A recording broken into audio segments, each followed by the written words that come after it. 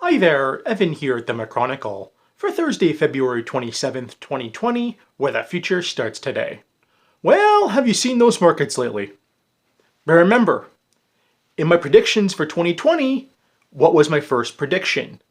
The Fed was going to try and get out of QE infinity, and on that, we were going to have a correction. Well, look at this.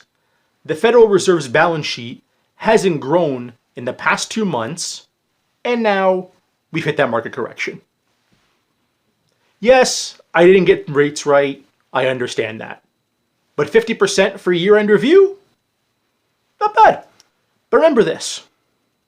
Remember this when everyone's talking about the markets at the coffee shops, on TV, wherever. Stocks are always the last one to know. Okay? The US dollar bottomed around about 2 years ago as of right now. The economy really showed signs of slowing down about 18 months ago. Employment growth peaked out round about a year ago now.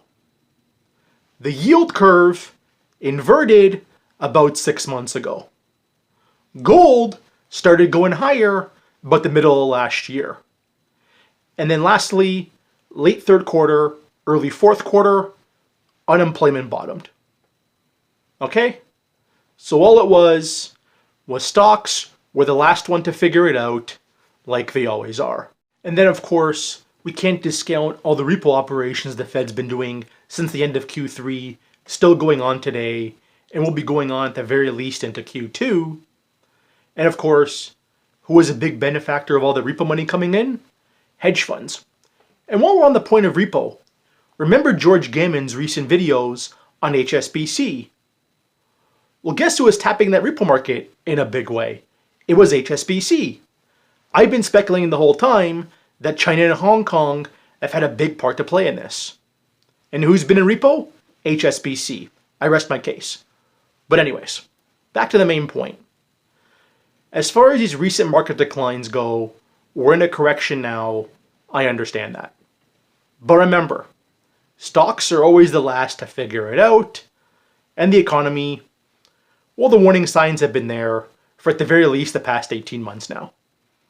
And it looks like just now, people are starting to catch on. Now for personal disclosure, I did cover my shorts into the dip late in the afternoon there. I am expecting a bit of a bounce. I also don't think that central banks are going to sit back here, so you will see some more stimulus being pumped back into these markets, because in my predictions for 2020, I did predict when the market ultimately corrects, that central banks are going to come back in to give the market one last push higher. But on that push higher, do make sure to sell into it. That's all I'm going to say on that. Next, I'm going to give an update here on La Cerveza. Of course, there was 2 more confirmed cases here in the GTA yesterday. This one, though, really caught my eye.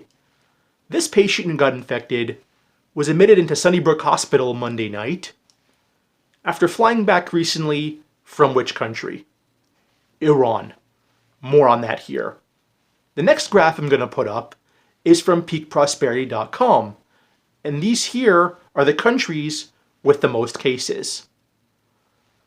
As a percentage of confirmed cases, who has the highest death rate?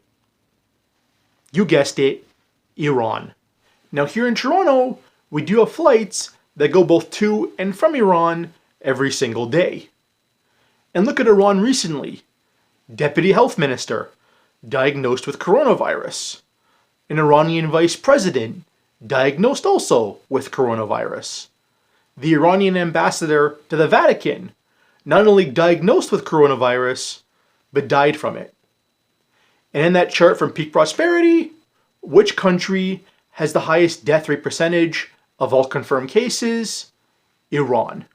Now yes, many of you have mentioned on here, we should ban all travel from China. I totally agree with that. But looking at the death rates here, in my opinion, we should now ban all travel with Iran also. Like a few countries have already done so. I don't care if this comes across the wrong way. It's the safety of Canadian citizens first and foremost. I'm not saying you should go ahead and panic. What I'm saying is, this situation is very worrying to me. This situation should be equally worrying for you. And we all should be prepared for the worst possible scenario. And our next story of the day, Air Canada is banning all travel from China until April 10th, taking more initiative than our federal government. Thank goodness. And the last story I'm going to cover quick. CIBC foreclosure filings in the Greater Vancouver area, year-to-date 2019 to year-to-date 2020, are up 7.5 times. In another edition of Nothing to See Here. Best place to go ahead and leave it.